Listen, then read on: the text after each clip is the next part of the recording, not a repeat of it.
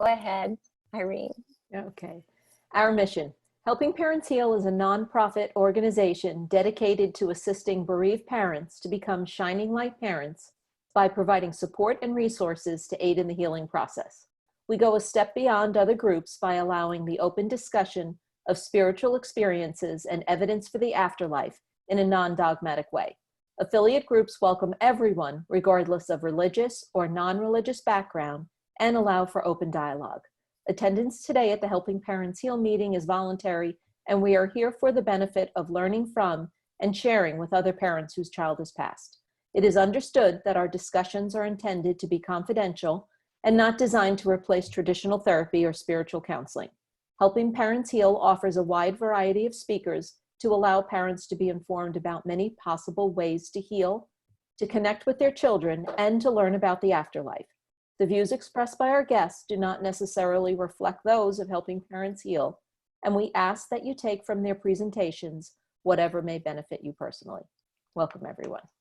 Thank you. So you'll handle allowing people in. We have lots of people who are still coming in right now. And I am just so grateful to have John Holland here speaking tonight. I must say, I've seen him in person several times here in Arizona, and I feel very, very grateful for that. He is, as all of you know, an internationally renowned psychic medium, and he's written many books. And I'm going to just go through his bio a bit. One of the nicest guys. But even more importantly, if any of you have seen Life to Afterlife, Mom, Can You Hear Me? And then Life to Afterlife, I Died, What Next? He was in both of those, and it's something that I know all of you will identify him through those documentaries. But let's go ahead. He's a psychic medium, spiritual teacher, author, and radio host. His public demonstrations offer audiences a rare glimpse into the fascinating subject of mediumship, which he delivers in his own unique style, explaining the delicate process of raising his own vibration energy to link with the spirit from the other side. He does this with utmost integrity. He's done it all over throughout. He actually spent 2 intensive years studying in the UK as well, where he got the thorough grounding and training to become one of the most sought after professional mediums on the world stage today. He starred in many TV specials, including A&E's Mediums, We See Dead People, which provided a fascinating insight into how John works as a psychic time machine, where he's able to pick up vibrations and detailed information, whether it's seen, felt, or heard from a past event. He also starred in his own pilot, Psychic History, for the History Channel. He's the author of many bestsellers, and I know that many of you have read his books, Power of the Soul, Psychic Navigator, Born Knowing, the Psychic Tarot Oracle Deck, the Spirit Whisperer, Chronicles of a Medium, the Psychic Tarot for the Heart, the Spirit Messages, the Daily Gardens Oracle Deck, as well as 5 top-selling apps and numerous online workshops based on his signature workshop series. His latest book is Bridging Two Realms, and it was published in February of 2018. He hosts his own radio show on Hay House Radio called Spirit Connections, which has been running for over 12 years. And he says, if I can help people connect with someone on the other side and bring peace, comfort, and perhaps some closure, then I feel I've done my job. Please visit www.johnholland.com to learn more. And please join me, without any further ado, in welcoming John Holland. Yay! Hi, Elizabeth. Thank you so much for having me. And I'm just glad to be here on this Friday night. Actually, I had nowhere to go anyways. So, but it's perfect timing. But I'm glad to help and do anything I can for your organization, because I think losing a child, I think it's the worst. I think it's the worst kind of loss. You know, no child should go before their parent, in my opinion. And I'm not even a parent, but I understand.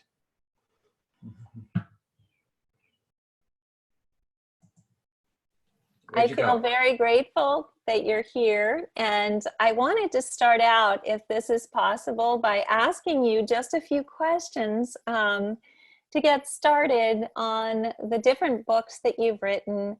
I know that you'd like to have some time for some validations later on, but if you could just let us know why you wrote Bridging Two Realms, that would be wonderful. Well, my publisher called me and they said, you know, I think I have 6 with them, or 5 or 6, I forget. And they said, is there another book in you? And I said, okay. So when your publisher calls you and says, do you have another book? That means write another book. You know, if you want us to represent you, then you have to have something. So I basically looked around. I always let society and what's around me dictate what is needed, because I felt that with the greatest respect, I didn't want to write another mediumship book. That's in Born Knowing, my first book. And really, how many times can you write the dead really aren't dead? Okay, or, you know, that you don't die. How many times can you write it? So what I did write about is, I noticed that in my workshops or in audiences, a lot of stuff, people used to be happy going to see a medium, getting a message from their mom, their dad, their child, or their grandparent or a friend.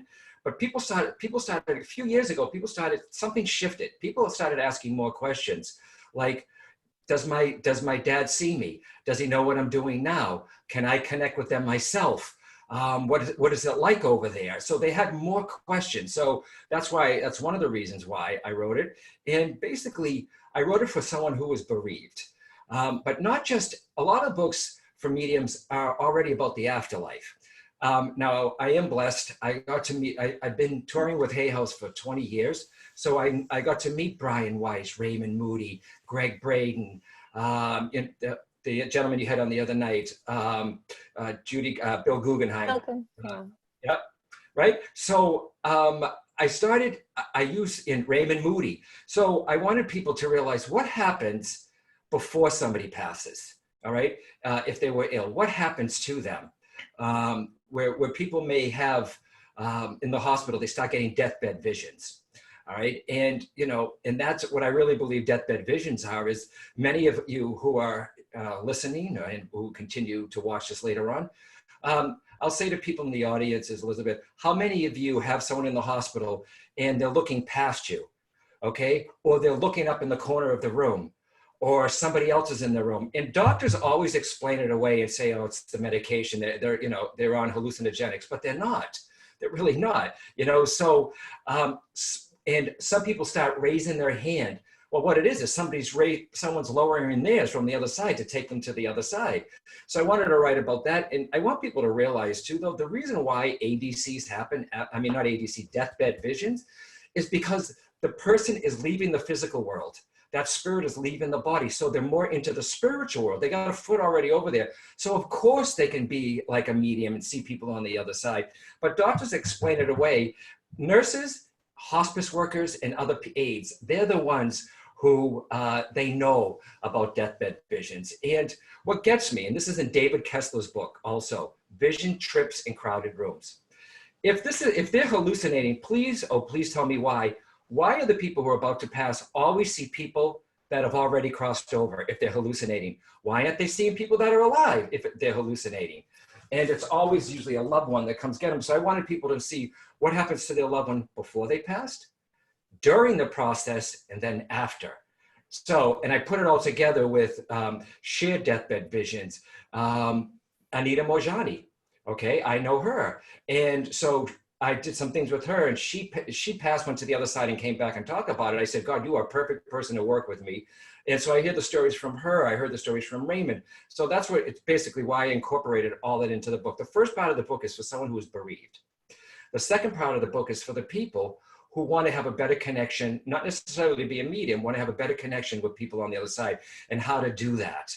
So it's 2 parts for the bereaved and people who want to have a better connection. And I give many techniques not just to be a medium. And then if you want to go on and become a medium, okay, you want to be a medium, you want to really do this, this is what's involved. And everyone who's listening, you know this, I think you do. A lot of people, they want to, with the greatest respect. It took a long time to develop this because I wanted to make sure if I'm going to do this, I want to know, I want the mechanics of how it works. I want evidence. And synchronicity brought me to England. One thing led to another, and they really kicked butt over there with their mediumship. Here too, but more so over there, some years ago. So if you want to get involved with this work, it's a life of service. I think too many people, with the greatest respect, they see somebody on stage, they go, I want that. I had a woman call me in my office and she said, how long does it come? What's involved to become a medium? It's a calling. I've been like this since I was a child. I was always the weird one, Irish, Italian, Catholic from Boston. All right. I always liked psychic ability, bewitched, I Dream a Genie, magic, movies on religion, the Lady of Fatima, the Song of Bernadette. So I loved all that and it was there. But this woman called and she said, what does it take to be a medium? And my assistant Laura said, well, you sit in the development group maybe for a couple of years and you take classes on learn how to blend and lead. And the woman said, oh, no, I want it in a weekend. And I said, no, you know what I mean? So there are too many people who, in all of these people, I assume, I'm going to look at all of you, everyone here, okay? Now, if I assume you're on here helping parents heal, you've lost a child, people, correct? Ladies and gentlemen, raise your hand if you, okay. So I respect, this is why I love this organization. If somebody develops mediumship, and this is what I'm really not blunt about it, I'm kind in the book, but I let people know, people's lives are in your hands. Somebody loses a child and somebody who's never heard of a medium is approached by a friend and says, why don't we go see this medium do this? And she's like, well, I don't know. Or he says, I don't know. Or the dad and mom say, I don't know. And then they go. Now, if the medium is not trained enough or not ready to be up there in front of people and it's not a good night, that parent in the audience will say, is this what that is? And then they may be turned off to mediumship. So one medium can represent all of us. And someone who is bereaved, a parent, may never come again. That's why I said, if you're going to do this work, really know what you're doing because people's lives are in their hands. And these are parents. Okay, so I try to work even harder when it's with parents because, like I said, it's the hardest of losses. So basically, that's why I wrote it, Elizabeth. It was a demand. And I also hear this too. A lot of people are saying, I'm connecting to the other side myself. Does that mean I'm a medium? Now, is the consciousness of man raising or female, ladies, okay? Or is the veil getting thinner? I think it's both. I really, really do. I think we're in a technology age, so something has happened to us. I think our energy is higher. And I think that like we're meeting in the middle. If you have if someone is connecting to the other side, does it mean to become a medium? Maybe not. Maybe it's for you. Maybe it's for you to share in your, around your own family or for yourself. And another thing I heard too is like the big word now is empath. And we've been empathic for years, but the word is very popular. So I address that too, the sensitivity of how to turn up your sensitivity and how to turn it off. So, and I've learned how to do that because a lot of people will say to me, do you see them around all the time? Like when you go to a restaurant, I'm like, no, this is not the movies. Guys, this is not like, oh, there's your father having, while you're eating your meatball. It doesn't work that way. So yeah, that's why I wrote it. It was for education with some wonderful stories. Yeah. Well, I love the quote from the introduction of your book, which says, there's a special language that transcends time and space, a language that's not constrained by the limitations of just words, but one that consists of signs, symbols, energy, and thoughts. This language can be heard and seen only when you truly pay attention. It's the language of spirit. Right. And that's so beautiful. Well, if you go to YouTube and you punch in the language of spirit, John Holland, it's a video that comes with it with some beautiful pictures with it and me talking with some beautiful music, like a montage. It's beautiful, but thank you for that. Well, I think that's something that all of us want to be able to listen to. And so you believe that the veil is now thinning, and it's a time when humanity can actually connect with their loved ones in spirit more easily than they could before. Is that true? I think we're more sensitive. So when I started doing this work, people don't realize it takes a lot of effort for those on the other side to come here. All right. John Edwards said it once too, and I love that man. You know, when you go down, you dive in a pool, you have to come back up eventually to get air. That's what it's like for them on the other side. So I raise my energy and they lower theirs. And then that's when it happens. So I have to raise my energy by either meditation, and I used to do psychic work. I never set out to be a medium. I was very good intuitive. I started reading cards, kept my day job for many years, and then people started to show up 2 years into the readings. So what I think happened is after doing psychic work for 2 straight years, I think my consciousness was raised and it was easier for them on the other side. I think that our energy is getting higher, and I don't know if I think it's a little bit of both, Elizabeth. The veil is thinning a little, but I think that we are more sensitive, that we're picking up these psychic emanations or the spirit emanations. I love that word, emanations from the spirit world. It's easier for us to pick it up because we're becoming more sensitive, which can be great, but it also can be a problem.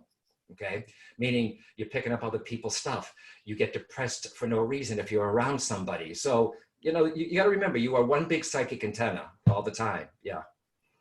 That's beautiful. And I know that you talk about different planes or levels in the spirit world. Do you believe that there are different planes? I do. I think there's many, and I think, yeah, there's the physical, which is us, the etheric, which is the closest to us, then the astral. When people pass away, that's where we're connecting with, is the astral, then the mental, and then the celestial, where the guides and angels are also.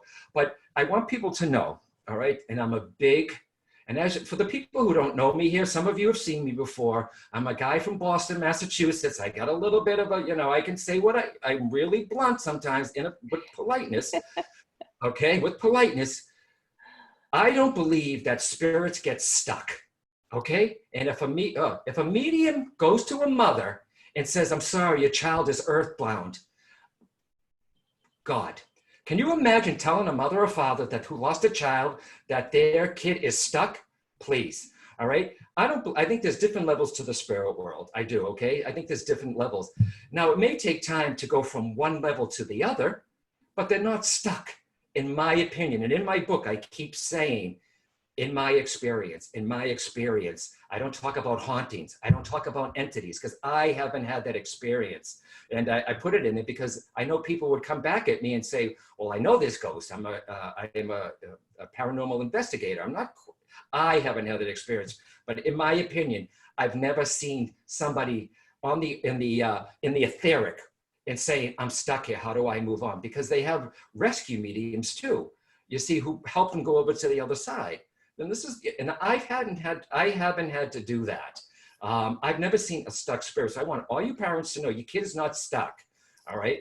And I remember a medium saying once, I heard it through another person who said that the medium who was raised Catholic said your child is in purgatory. That's his belief.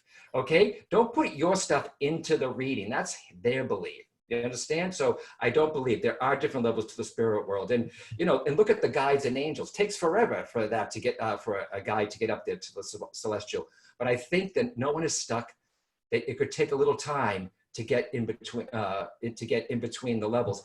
Now, and you got the graphic here, right? So here is the astral. This is like the afterlife part, okay? This is where, so the people on the other side have to lower their energy to come down to my level. And I have to go up here to connect to them. And this is my belief that this is where that's all happened, is in the astral. And I talk about that in the book and the different levels. So yeah, great question. Thank you, Elizabeth. That's wonderful. And then, so if they have all moved over, just as we all know that they have, what are they doing over there? Can you elucidate for us? I hear so many different things. Now, a lot of people, now it's funny. I've had people come through and say, I had a woman, a granddaughter, and her grandmother came through, and just tell her I'm sitting on the same porch, looking out at the same lake like I always do.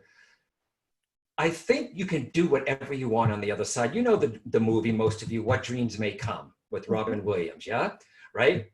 Okay, so I think that we can do whatever we want, but there's no, it's weird. And I describe in the levels where physical form starts to change. Now, the etheric, it's the closest that emanates us, okay? Like a etheric body, okay? But astral things start to change, and then mental things really start to change. And remember, we're talking quantum physics, 15 dimensions, all right? So I think that they come through. Like when I said to that granddaughter, your mom's saying she's sitting on the porch the same way as always, looking at the lake.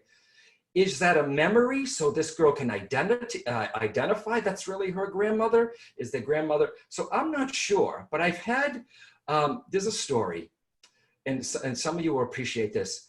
I had a little boy come through once for his mother. And I said to her, I have a boy here, and he's telling me, tell my mom I'm running the bases again. And I knew in my mind, baseball. And I said to her, and I said, why am I seeing a wheelchair being kicked across the room? And she started to cry, and she says, oh my God. Her son had spina bifida, and he never, where he lived, the baseball field was across the street, and he would look out the window, watching, wishing, hoping that he could be doing that, but he couldn't. And he passed away in a bus situation. We don't need to get it, but he passed away. And he said, and he always wanted to play baseball, and he never left the wheelchair. So here's me coming through, tell my mom I'm running the bases. So the kid's playing baseball on the other side. So I think you can do what you want to do, but I mean, I think that was great evidence for her. And I asked you this before, Elizabeth. I think you talked to me before, because Elizabeth and I talked yesterday. I told her I almost gave up this work. Most of us, for the older people, okay, remember the show Unsolved Mysteries with Robert Stack? Yeah. Well, Virginia Madsen took it over after her. They called me. I was in an automobile accident, and that's when all my abilities as a kid that I pushed away or ignored came back. They heard about the story and they wanted to do it. I was like, wow, they had an actor portray me. You can still find it. All right. It's on YouTube. It's a younger me. Okay. I'll give you that. Okay. And I got so busy when that came on, it was overwhelming. I had a day job. I had this is before a lot of emails, phone calls, letters, people screaming for help. And I did what I could. I was tired emotionally, physically, mentally, spiritually. I said, I don't know if I can do this. I was moving back east. I got a phone call from this woman, and Melinda. And she says, hi. She says, John Holland. I said, yes. And she said, are you doing readings? I said, look, I'm about to move. I don't know. And then I knew she had it. I said, you lost a child, didn't you? And she said, yeah. I said, tell you what, I'm moving in 2 days. If you can get to me from San Francisco to Los Angeles, come see me. And she did. So she sits down in front of me, and I know she lost a daughter, and I have the grandparents coming through. I mean, her mom and dad coming through, or the grandparents. And in my inner hearing, I kept hearing this. There was a rhythm to the tap. And I'm talking in the back of my, you know, when kids play the music in the back and you hear something, you're like, you know, turn that down. I kept hearing, and I'm trying to talk to her, give her some validation. And I said, excuse me, Melinda. I said, what's with the tapping? She went, oh my God, keep going. So I keep going with the reading. Once again, I heard, I said, Melinda, you got to tell me, what is with the tapping? She had a little girl, Jennifer. I don't know if she was 8 or 10 years old. She died on the operating room table. And she said to me, I said, what's with the tapping? Remember clogs with the wooden heels, everybody? Okay, yeah. Clogs. Now they got something different. But when when Jennifer was alive, she had clogs. And Melinda's sister was a nurse at a hospital. And every time she would bring Jennifer to the hospital when Melinda was visiting her sister, she would wear those clogs, and she would skip down the aisle to the clogs that were too big for her. They buried her in those clogs. Oh. And I went, oh my gosh, it's great validation. And then the reading ended with this. Now, this is very common, but 20 years ago, it really wasn't. I said, did you send up balloons for your daughter for a special occasion? Every anniversary of her passing, they would send up balloons. You can't do that anymore because of the environment and whales and stuff, okay? But her pictures would be on balloons, and everyone who let the balloon go would tie a note to the balloon and let it go. So that's what I ended with. And I said, okay, now granted, good reading, sad reading, happy reading. So I live near Venice Beach. in California. So it was quite a somber reading, you know, because the mother lost her child, but you know, it was a good reading, validation of the afterlife. And so I go to the beach, and I knew it was going to be one of my last times. So I do the reading with her. She leaves. I go to the drive to the beach, and I'm sitting on the beach, and the sun was going down, and there's nobody else on the beach. It must have been in the fall. What do I remember? I talked about balloons. So I'm sitting there thinking of the reading and I'm looking, and I look and I squint at my eyes, and I see something rolling up on the shore. Rolling up on the shore. What do you think it was? A friggin' balloon. And I said, look at Stacy Taylor laugh. Yeah, really, Stace, right? So I said, sometimes I swear. So I said, are you kidding me? Please, don't let me go to that balloon and see a little girl's picture on it. I said, please. So it wasn't, okay? But it was a red balloon. What are the chances? The tapping of the shoes, the balloons, and then I'm sitting there and a balloon out of all things wash up. I think that was like a little gift from Jennifer. I don't know how they do it, how they put the pennies in the right place at the right time, how they put the dimes in the right place, or having the cardinal or the music start at the right time. There's an intelligence to the spirit world, guys. They're not, you know, they know what they're doing on this other side.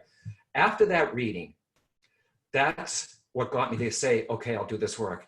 And everyone, I've been doing this, like I said, over 20 years. Every once in a while, how can I keep doing this? Then what happens? I do a reading, and it just moves me. And I'm like, that's why I'm doing it. And it's the parents who have lost kids that will always bring this back to this work. Now my work is changing. I teach a lot more and everything that's going on. I'm on Zoom a lot, but it's the parents that have lost kids. And I want you to know, all the parents, that and you know this, your child never goes home alone, whether they pass slow or fast or calm, peaceful or tragic.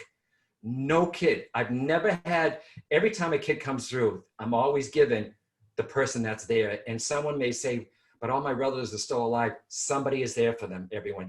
Your child is not alone. Someone always comes to get them, always. So between the wheelchair boy and the baseball and, you know, Jennifer with the balloons and the tap shoes, and I'm still in touch with Melinda, you know, even though it's been like 17, 18 years now. So that's pretty cool. Yeah.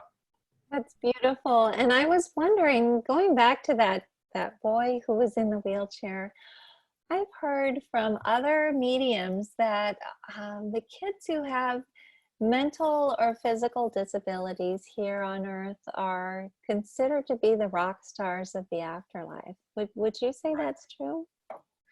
Yes, because I think we're learning from them.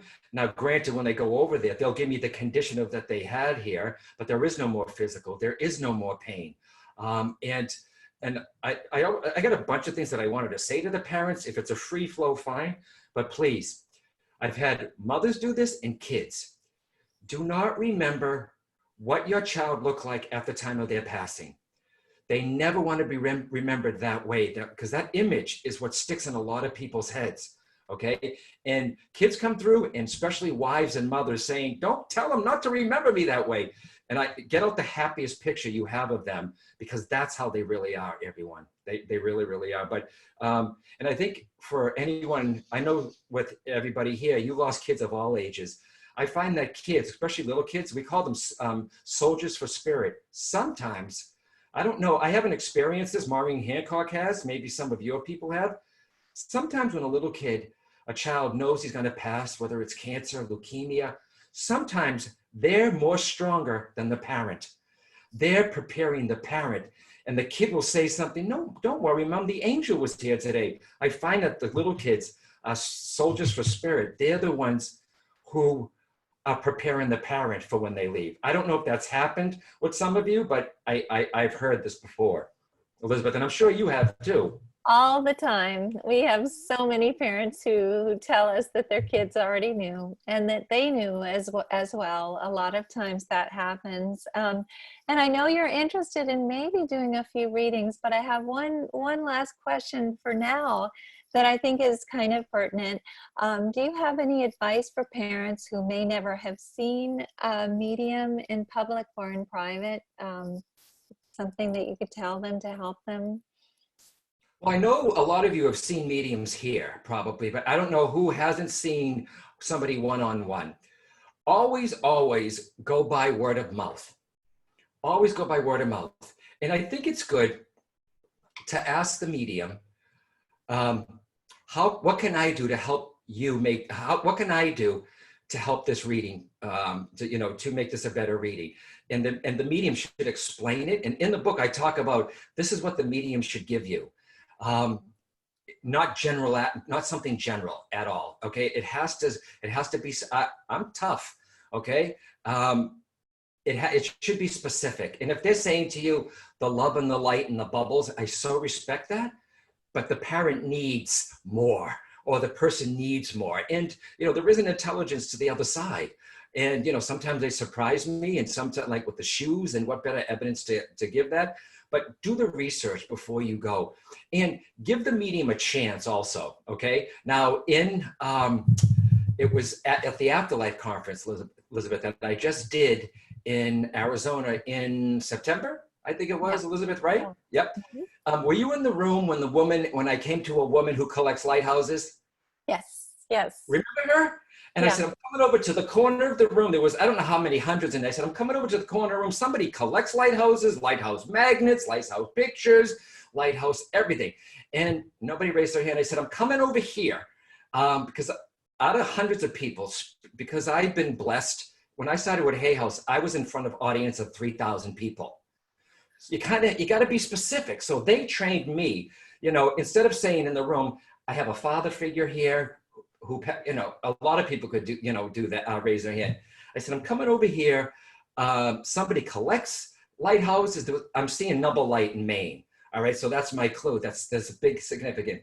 And a woman finally raised her hand, and she goes, well, I went, yes. And she says, well, I do collect them. I have them on my refrigerator, and I just bought a photograph of a lighthouse that I hanged in my, and I'm like, and she said, but that's kind of general. Oh no. Oh no. And she goes, if my mother would talk about something else, I would have got that. I said, do you not have lighthouses? And then you can see this too. I think it's on YouTube. And the whole reason why her mother came through, and then her and her husband in the audience. And I said, okay. And I'm always careful when I do this, especially with women. I said, this has already happened, but who would you understand that suffered breast cancer? And her husband points to her and she goes, I did. So it took from the mother to give me the lighthouse, to connect with her, to go to that. So and I said to this woman, I said, so the next time a medium works with you, give them a chance. Give them a chance. When I know somebody goes, no, think. Okay, besides your family, you got a spouse's family that comes through also. So if you go to a medium, and don't keep talking. It's okay to say yes or no, but don't feed them the information. As long as they give a validation and you do that. And if you get bridging to run, but everyone, this is not about selling my book, okay? Whatever, all right?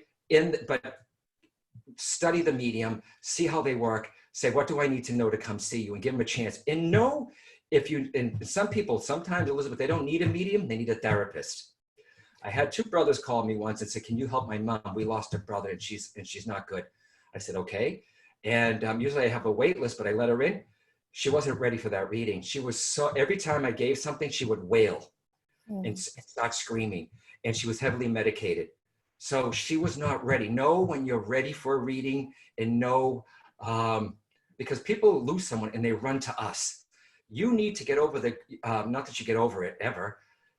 I say, give yourself some time to at least a couple of months. Give them some time too. Not that they need it, but I think, like, look, they've been gone from home for a while, the spirit home. Give them a chance over there. Wait. So when the information comes through, you can validate it. You're in the present. You won't go. You're not too emotional.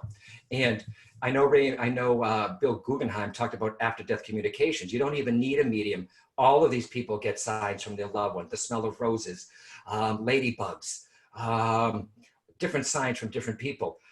Know what, don't demand the sign. Give them a chance, but they take their cues from you. I had two sisters in the audience. I could talk for hours with this stuff. I had two sisters in the audience, and one sister says, John, can I ask you a question? I said, sure, darling, what? She goes, why does she get all the messages from my mother and I don't? I said, out of the two of you, who's the more emotional one? And the woman says, I am. I said, yes. I said, your mom is not going to come to you if she knows it's going to upset you or, you know, you're going to get even more bereaved. So she goes to the sister, who's not the emotional one. And if they can't come to you, they're going to go to the mailman. They're going to go to the neighbor. And you may have a neighbor say, oh my God, I had this crazy dream about your dad last night, you see? And I had one dream about my mom. It took a year. I didn't demand it. I know she's okay. I had a dream and she was younger and vibrant and healthy. That is a real ADC. If you're having a dream of a loved one, you're crying, they're crying, there's drama, that's you going to the bereavement. My mom looks at me and she was beautiful and younger. And she said, Johnny? And I went, Ma? And we both hugged each other. Some of you had the hugging dream. I woke up crying. It touched my soul and yeah, you can see it gets to me right now. Yeah, yeah. And one last thing, okay? I find it funny. Your animals are there too. Your animals are there. I find it funny. Not necessarily parents sometimes. So I'll be in an audience, I'll be through the father, the mother, or the aunt, or the grandmother, and they're like, yes, yes, yes. The minute I say, oh, the golden retriever's here, oh my God, they scream more for the dog than they do for their people. I swear to God, because animals' minds right here, they're special. You know, it's unconditional love. So I find it funny that people scream more for the animal or the cat than they do for their own mother sometimes. So yeah. Yeah, so thank you, Elizabeth. That's beautiful. And I just want to say something just so that everybody understands this. We call this grief amnesia when we have a reading and we cannot for the life of us figure out what the medium is saying, and then 2 minutes after we leave, all of a sudden it hits us, and it's something that's very significant. But it is hard because I think some of us have a little bit of a deer in the headlights reaction. I think it's hard for mediums because they don't necessarily hear this follow-up and know that this is something that's meant an enormous amount to these people. And then another thing is that you're right. Some people are just a little bit too deep in their grief to be able to get the signs that are coming through, not just through a medium, but also all of the signs and validations, the ADCs that they're sending us, like Bill Guggenheim was talking to us about. But it comes, and we just have to forgive ourselves and tell ourselves we're learning. This is a learning curve, and it gets easier and easier. Well, I work very fast on stage too, though, so I know what it's like to be in an audience, to get a message from a medium, because it's like, boom, boom, I'm asking you to think on a dime. Yeah. And, you know, and it's like, and first of all, when the mic goes to you and you're standing up, you're scared shitless, okay? No, did I just say that out loud? Okay? And you're like, oh my God. And they're like the deer in the headlights. And who's Barbara? Who's Barbara? No. Who's Barbara? No. Who's Barbara? No. The husband looks at her, you're Barbara. It's true, true story. So I think Maureen Hancock had a Barbara story too, though. But yeah, so, and if you go to a medium, if you're given the medium, if it's a definite no, I don't understand, something's not working. The medium may be off, you may not be understanding, the spirit world may not be that close. I wouldn't continue. And I said to a woman, she went for an hour. And I said, why did you wait? I said it, she was a client of the medium. I said, why did you wait so long? She goes, I was hoping in that 1 hour, that one thing. And I said, please tell me the medium didn't charge you after you said no. Said, yeah, they did. Okay. So it's okay to say to the medium, you know what? I don't know if this is working. And don't demand. Be a good sitter. Be a good sitter. We teach this in the classes when people pretend to be the medium and the sitter. Be a good sitter. If you say, I have a father here, my father's alive. Is it a father-in-law or a grandfather that they're connecting with too? You see, so just be a good sitter, give it a chance.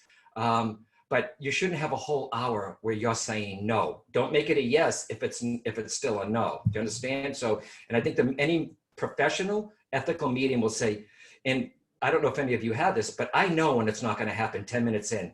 I say, there's no charge, darling. I could give you your money back. You could see somebody else. I said, but right now it's not happening. It doesn't mean they don't love you. It doesn't mean they're not here. It just means something is off right now. Okay. So that's it really. But I don't know how you do, I'm not new to Zoom, but I'm new to the way to see all these beautiful faces, Elizabeth. So how do people do this when you have mediums on? How do you how do they do readings? Because you got 100 people here. I know, we have more than 100. We have 125. What we normally do, if you would like to just take a shot at it, is that you maybe will have someone coming to you, and you give 3 different possible things that that child is giving you. And we ask for the people to put in the chat box if this applies to them. And we narrow it down. And usually after the third thing that you say, we're able to kind of narrow it down to the right person. So if you'd like to try, we'd love to have you do it. Yep.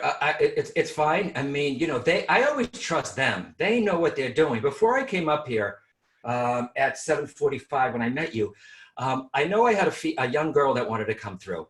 I don't feel like I'm a little girl. I feel like I might be 14 to 20. And there's a big seashell connection. Seashells. So I know that could sound general. This is an unexpected passing. This is not an illness. I almost want to say conch shells. And there's memory. I don't know if they got them from an island or if there's memories, but there's all kinds of shells. Periwinkle, sand dollars. I have a sand dollar story in my book. I'd rather go for the bigger shells. There's a shell connection. I don't know if it's a memory that you had with them.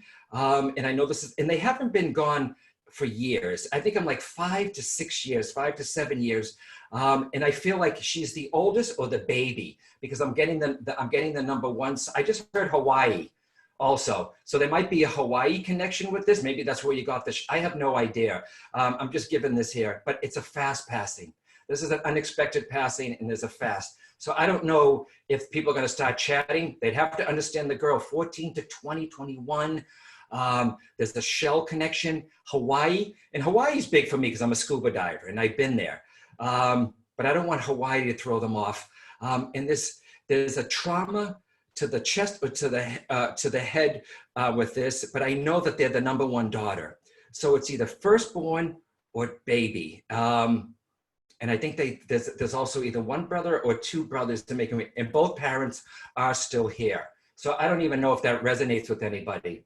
It is resonating with a few people. We have someone who was going to Hawaii. She hadn't gotten there yet. Jill Frankenberry is saying that it relates to her. Amy Bippen is saying that it relates to her. So you can take all of them. Joyce Geertz is also saying that. Let's see. Jill doesn't have any brothers, or she doesn't have any brothers. And then Patricia was saying that she could accept all except for Hawaii. So let's see, daughter number 1. I'm just looking. It looks to me like Joyce is saying daughter number 1. Talk about the trauma to the head, Joyce, or to the torso, please. Trauma to the head. Is there anyone who experienced that? Let's see. Okay, Jill, you said that the Hawaii doesn't fit, but you do have a shot. She shot herself in the head. So talk about the seashells. What does the seashells have to do? What is her age? Okay, Jill, what was her age? If you could. Oh, Hawaii does fit, Jill is saying. Okay. Let's see. And then Patricia is 18. Joyce is saying seizures, but Jill is saying seashells on her shelf. She took my seashells. She was 23. Okay, Joyce. fine. Okay, does that sound like it might resonate? Now let me have her. Let me just see, and I'll know. I don't just give it away. You know what I mean? It has to resonate with me also. Okay. So are you going to punch her up on the screen? Yes. So let's see, Jill, if you could just unmute yourself, that would be wonderful, and say hi to John. Hi, John. Hey, darling, tell me. So you lost a daughter? Yes. Okay, and she was 23 years old? Yes. Okay, darling. All right. And let me just see if I can get you up here. Okay. All right. And tell me about Hawaii. I lived on Oahu for 6 months, and That's I where I go, shut collected up. Yes, this is you. and Yes. I collected shells. I had a lot of shells that I got by scuba diving, and she appropriated all of them. And she had a bookshelf shaped like a boat, and she put all my shells in that Yes. bookshelf in her Right. room. And how did she talk about the trauma, darling? What happened here? She shot herself in the head. Okay, my love. And number one daughter, baby daughter, what? Only daughter, only Only child. daughter. Okay, yeah, definitely her, definitely her. And she's, let me just do this. I wish there was a way you could stay on the screen, but it's okay. I'm learning how to do meetings still, okay, with this. And let me say your first name for me again, darling, so I can see your face. I'm Jill. Hi, Jill. Yeah, there you go. All right, Jill. I do feel like this is for you. I'm born in December 20th, Jill. So there's going to be some type of December connection. I don't know if it's a birthday. Tell me. Christmas was the most, she lived for Christmas, and the last Christmas of her life, she was in psychosis, and Okay. they let her out of the psych ward. Usually I don't take December as a Christmas thing, but if it's significant to you, to her, It was. then that's fine. And I also want you to remember too, Jill, just in case there's another date. I know your dad has passed also, Jill, all right? Yeah. Because I know she's with the grandfather, correct? You lost your dad. Yeah. Yeah, I got a dad figure that wants to be acknowledged. And I don't know, okay. Jill, is your mom known for the crossword puzzles? Who does that? I don't know. I used to do crossword puzzles, but not my Okay, mother. when I see crossword puzzle, it's either word search, Sudoku, or now, because that's, new, I get that. And there's something about either crossword Scrabble. puzzle. We used to play Scrabble. Yeah. Okay, with the words, that's fine. And Yeah. your daughter, Jill, she's been gone for a while now. Yes, please? 9 years. Okay, that's fine. Yeah, I got that. Why is she? Yep, beautiful child or young lady. And you see me looking away, guys, because sometimes I don't want to look at the screen or the person. She's just saying to me, so today is May 28th or 29th, whatever.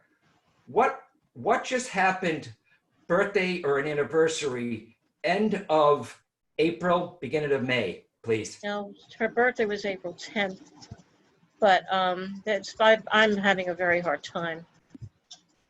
I'm really grieving a lot. And so for the last month, I've been a complete basket case. Okay. I feel like there's a significant date this month, and don't just focus on her. It's either birthday, anniversary, or passing. Her father had a birthday April 20th.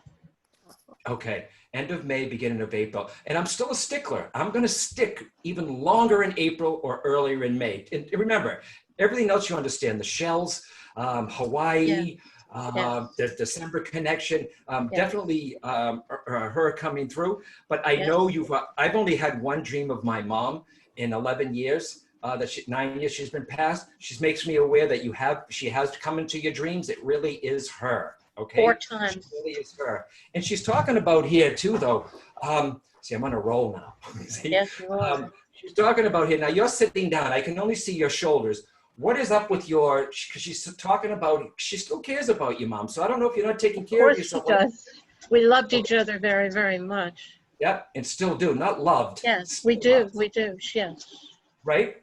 Did you have leg surgery, Jill? Is there something wrong with your ankle or something? I'm having a problem with my left knee.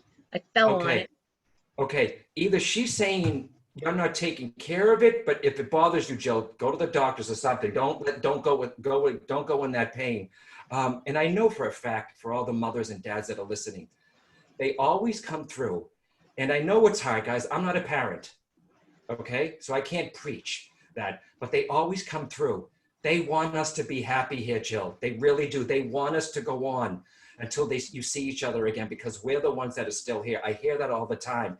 And they know what you're going through, okay? Oh, that's clever, thank you. I'm talking to them. Jill, where's Louise? Lois? Who's Louisa? Oh, well, that is my mother's first cousin. Okay. How do you know that? Is she on the other side? Or was she close to the She's on family? the other side, yeah. She's Was on she the close other to the side. family? Yeah. Okay. I was raised by my mother's mother and my aunt. And so Okay. all of the people in the family I knew really well. Yeah. Yeah, But she was that's a fine. wonderful woman. That's a wonderful Okay. woman.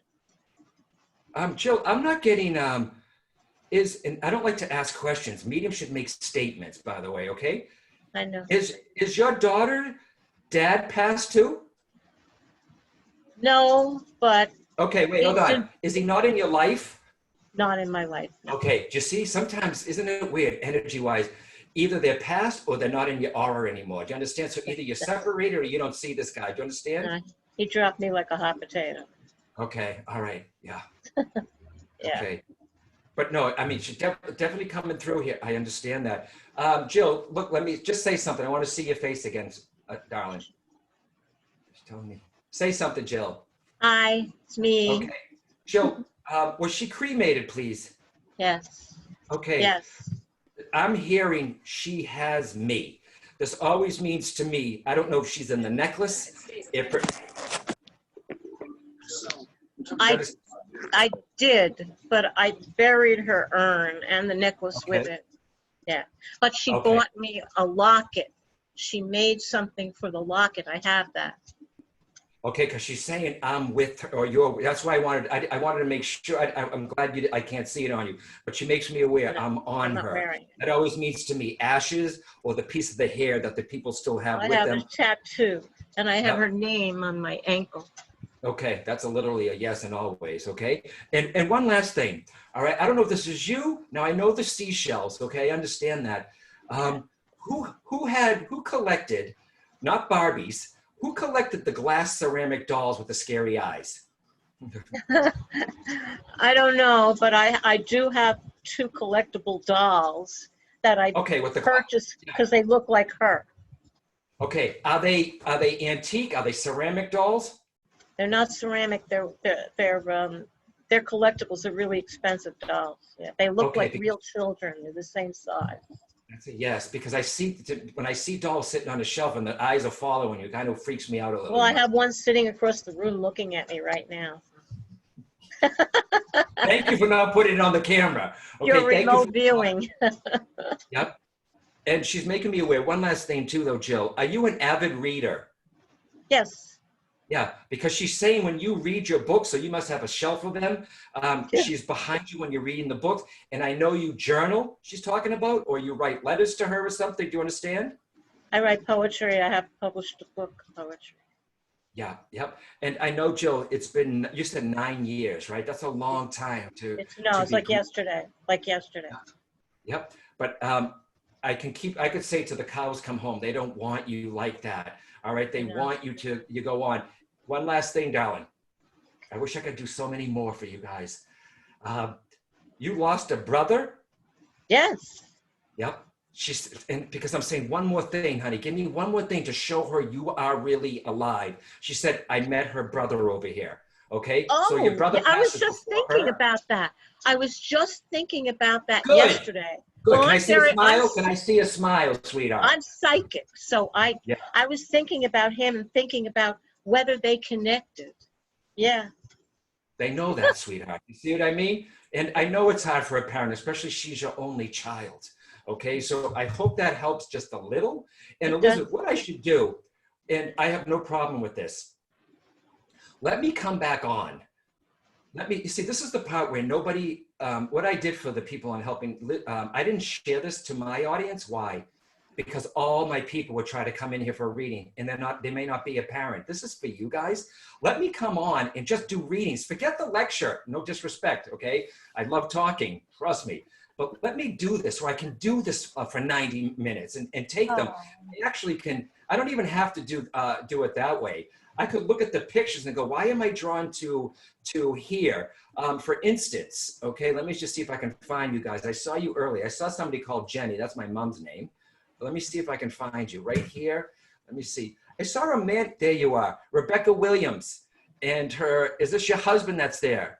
Is this husband and wife? Yeah? Can we unmute these people for a second? Yes. First of all, she should unmute. But then if you click in the right corner of her picture, it'll stick with you, so you don't have to worry about losing her. I Oh, just pin have to to Neil. quickly say one last thing. Lots of people are saying that they can take all the messages you were giving to Jill, and I know the kids piggyback, and I want to explain that because people are asking what piggybacking is. Could you just quickly say what that means to? Yeah, I always say, I mean, there's some mediums who say, no, a message is only for one person, but I think it's like this. I think one message can touch many people. I think that, like Jill, she got the letter, other people get the postcard. Do you see what I mean? So one person can benefit from it, but I let Jill have that. But I think that they know how to touch other people. But I've had people fight in a audience. That's mine. That's mine. That's mine. Here we are at a spiritual place.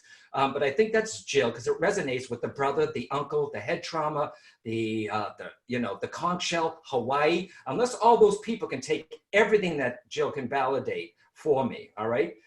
Then I think it really is for her. But I think that there's going to be some people get out like sprinkles of postcards. Sir, what is your name, my friend?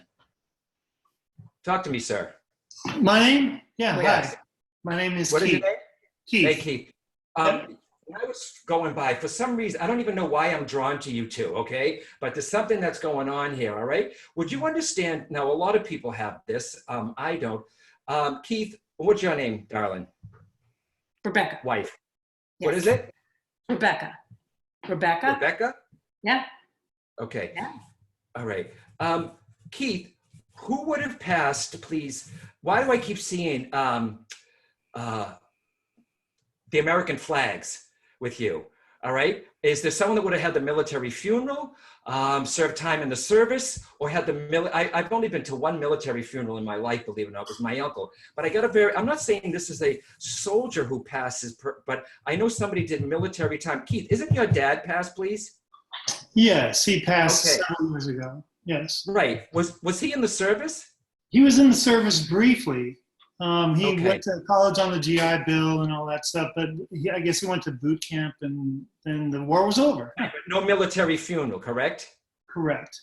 Okay. You know, when they do the flag, the folding of the flag, I know someone has a military connection. So, and Rebecca, did you lose somebody that had a military, that would have had a military funeral? Yes, my half brother. Okay. You see, I can't make Lots it. of flags in front of you, huh? What? Yeah, there was Lots flags. of flags in front of you, huh? I'm seeing flags, and that means military connection. So I can't take, this is how it works. It's easy for me to keep saying, well, yeah, he went to, it's your dad because he went to on GI Bill. No, I got to connect to somebody who had a military funeral. If you have a half brother, this is your mother's child? No, my father's. Your father's child. Okay, that's fine. So I feel like I have a gentleman I feel like this gentleman wants to just be acknowledged. Rebecca, did you know this half brother, please? Yes. Okay, that's fine. All right, because half brothers, sometimes they're just half brother, but I feel like there's a closeness there too. Would you have a daughter here, please, the two of you? Yes. Living. Yes. Living. And she lost a brother? Yes. You lost a son? Yes.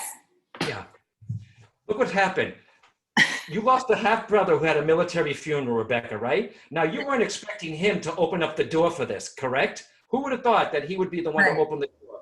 As I'm here, he's saying to me, focus on the daughter here. And I'm here. Yeah, I understand that. Rebecca, we're in the month of May. Whose birthday's coming up in June? Or like right now? My son's birthday's today. Shut up! See? Because they're like, say happy birthday, say happy birthday. And they're pushy. I got a little bit of an attitude. Sometimes I push it away. They're like, no, say it now. So if your son's birthday is, so you have the son who passed, his birthday is Yes. today? Mm-hmm. Yeah. Yeah. Don't you get the chills? So do I, guys. I'm Yeah. starting to sweat. Okay. All right. But this is compliments of the brother-in-law. And I don't think, Keith, did you meet her or her half-brother or no? Yes, I did. Okay. So compliments of him. But you know what? Were you two, Rebecca, I'll get to the kid, okay? Were you and the half-brother, that was it? I don't want to say, you're friends? Were we friends? Sure. Yeah. Yeah. Okay, you know you got a half-brother and you got brothers. I just feel like you were close, but not Like, you know what, do you understand? Okay, I'm just trying, okay? Yeah. It's the blood that connects you, but he's the one who opens the door. He's saying focus on the daughter. And then look how they're put into this. And how old's your girl? How old's the daughter, please? 28. How is she, this, notice I'm talking about her a lot too. How is she doing? She's somewhat When did this happen? Oh, it'll be 3 years, September. Okay, so she's having a hard time. Okay, I think so. Okay, according to your half brother and your son, is she not into this? She's had a reading with me. Okay, right. She's open. Put it that way. Good. I feel like you two are more so, not groupies per se, but I feel like she's like, I don't know. But the brother has an eye on the, oh, bless. Is she, I don't mean to do this to you guys. Is she a mom yet? No. Oh, okay. Okay. I don't make it happen, Keith. You know what I mean? I'm only, okay, all right. But I definitely feel like and you said you lost your son 3 years ago? It'll be 3 in September. What a happy birthday gift. I know. And they say happy birthday, say happy birthday. Now, I can't see anything on you guys, okay? But Keith, if I was to do this, Keith, on you, is he here on you? Is the tattoo here? Here? Did somebody get it right on the chest? It has to be here, or in the back. No, but my son has a tattoo here that says life. Okay, fine. Yeah. Your son who's living. Yes. Okay, that's fine. So the boy who passed is your son, Rebecca. Is this your son or not? It's my son. It's my biological son, my husband's son. But I got to be honest with you guys. So Keith, you must have been married to Rebecca long enough to claim that this is your son also who passes. Absolutely. Yeah. Because he's saying to me, that's my dad. Oh. That's my dad. I know, no disrespect against his real dad, but he's like, that's my dad. Do you understand? Brian is being called out too. The name Brian could be a friend of his. Brian, Barbara. There's a BR sounding name, or Ryan, Brian. Just remember that I said that. Oh, clever. Your boy passes. Am I under 20 with him? He was 23. Okay, I don't feel like because I don't know how old you are, guys, but I don't feel like I'm with the little boy. And where is the piano connection? I play piano. Sweet, because I'm hearing and you got the piano in the house, Rebecca? Yes. Yeah. Isn't there a song, Rebecca, called Ryan's Song? Isn't that a movie? Yeah, I guess. Look at those words for some reason. Okay. Ryan, who I try to sing here, but your son is making me aware. Talk about the person who plays the piano, but he's a little cocky himself, your son, okay? With the greatest respect, okay? Look at Keith. Oh, yeah. He's making me aware. Did your son play at all? Did your son play?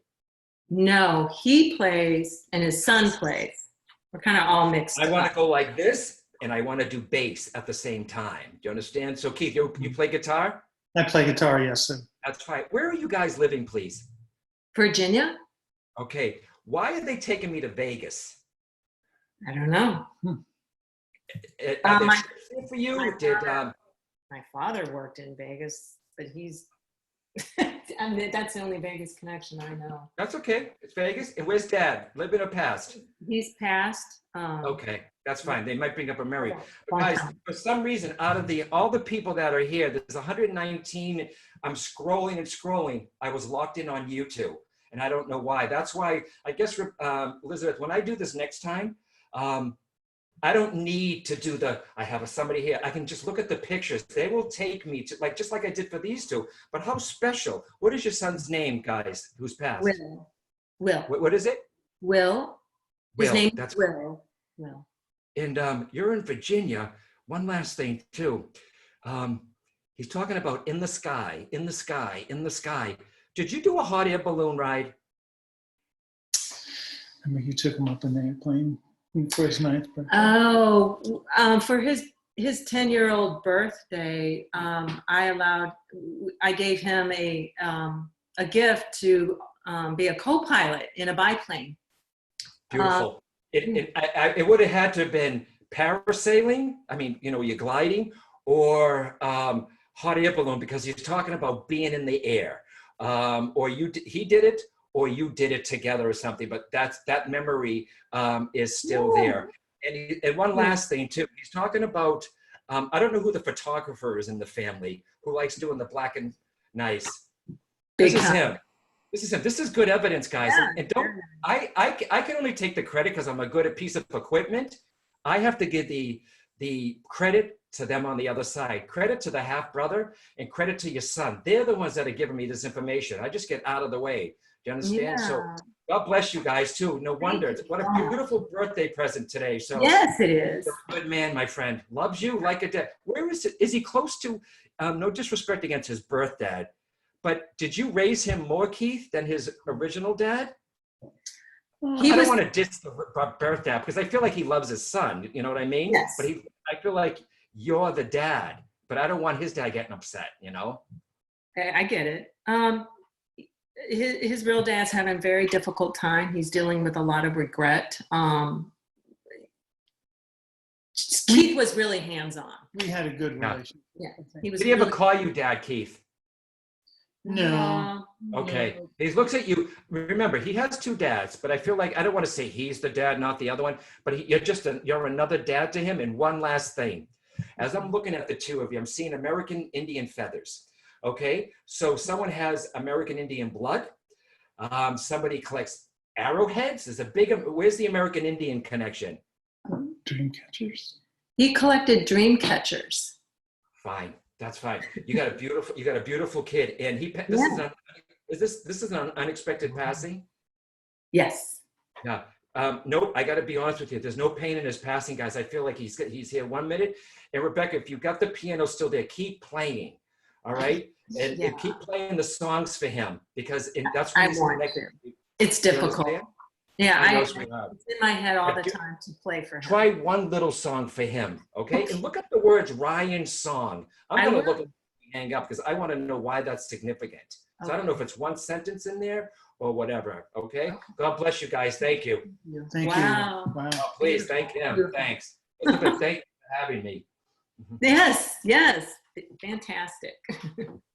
This was Keith's first time with the reading. You picked the right medium, Keith. Yes, sir. Right? And another from a guy to a guy too, though. You know what I mean? But look, it's okay to smile. It's okay to laugh. Parents feel guilty laughing. They want us to do that too, you know, and that is the bridge that helps them come here. It's the love that you have for them too. And one last thing, I swear, it's always one last thing.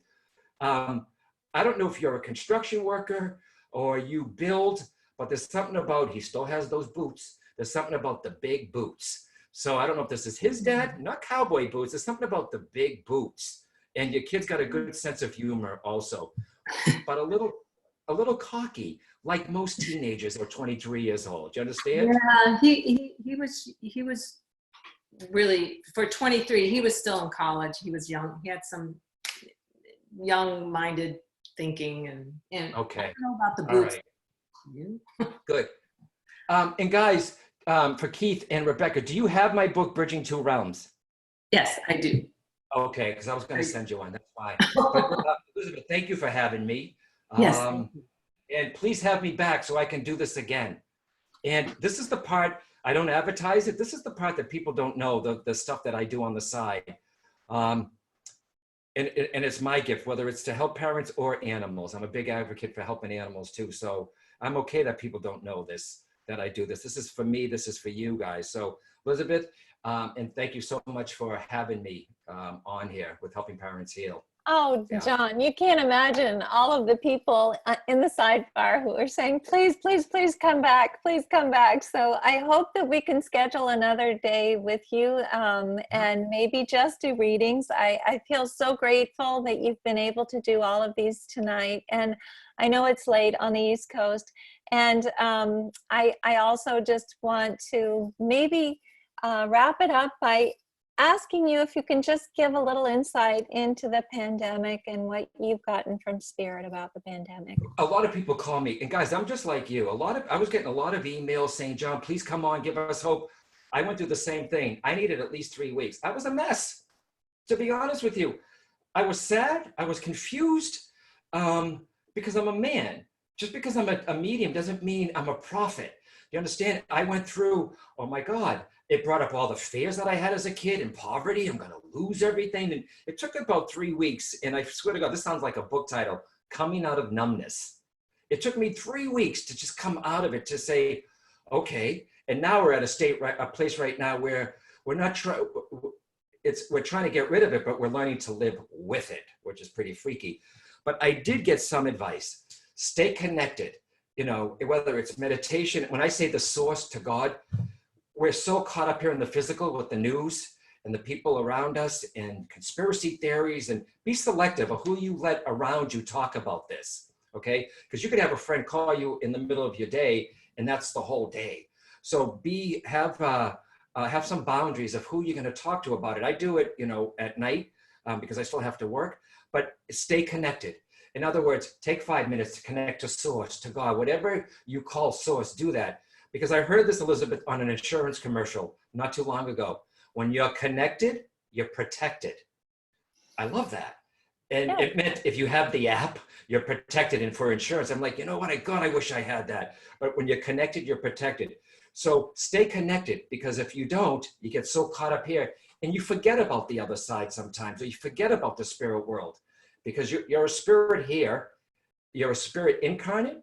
You're a spirit, the spirit's discarnate. You're made of the same stuff, guys. And try. I know, well, I can't say I know, I've never lost a child. I mean, my kid, my dog is my child. They want us to be happy, guys. Okay. And I'm glad Keith and Rebecca got a smile, and Jill, I hope I gave her something like, okay. And they don't want us to be bereaved. And it's hard for me to say, try not to be, but every day, something for you, Jill, something for you. And it's not selfish. Extreme self-care is not being selfish. It's a necessity. Because when you get to the other side and your kid is over, they're gonna be like, why didn't you do this or this and this? They want us to move forward, not forget them. Because some people, Elizabeth, you know this, some people feel when you stop talking about them, then they're gonna go away. No, guys, they'll never leave, all right? I don't believe they're with you 24/7, 7 days a week, but they're there when you need them.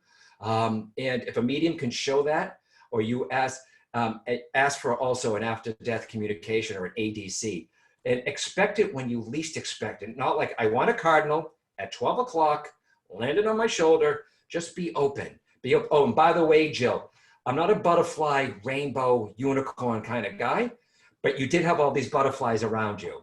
So I don't know. I know that means a lot to bereaved parents, but that's it, Elizabeth, really, is stay connected, because that's where you're going to get your source. And this will end, guys. All right? This thing that we're going through, it will end, but be safe. And, you know, just follow the science of this too. So Elizabeth and your colleague right there, thank you so much for having me. Well, now listen, that I'm all amped up, so okay. I just want to tell you, first of all, I think that Jill identified with all those butterflies because she got very excited. Let me just say that I have a pink Christmas tree in my living room now, and it's covered in big paper butterflies, and it's there because of my daughter, because she wanted her Christmas tree up all the time, and I made it into a spring tree. So Right. like I have it there for her, and it's covered with big giant butterflies. Right. So that's take a that, Jill, beautiful. okay? And be good to yourself, Jill. It's okay to be happy for a day. It's okay to do something for yourself. I know, and like I said, I'm not a parent, so I will never preach that way.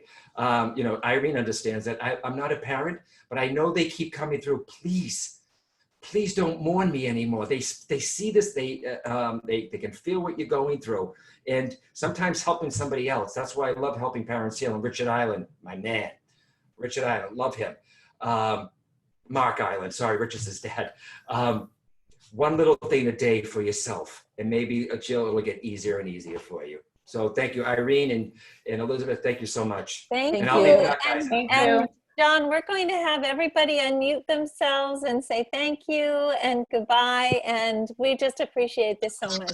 It's been a wonderful Thank you. evening. Thank you Night. so much. Thank Guys, you. Good night. Thank you. Thank you. It was wonderful. Thank you, John. Thank Thank you, everyone. Thank you so Thank much. you. Thank you. I'll be back. Thank you. Be back. Make sure to be back. I will be Everybody's back. saying, come back, come back. Thanks, Muchas guys. gracias, John. Muchas gracias. Yes. Oh, mira, muchas. Dios le bendiga. God bless you. Good night. Okay, thank you. Good Good night, John.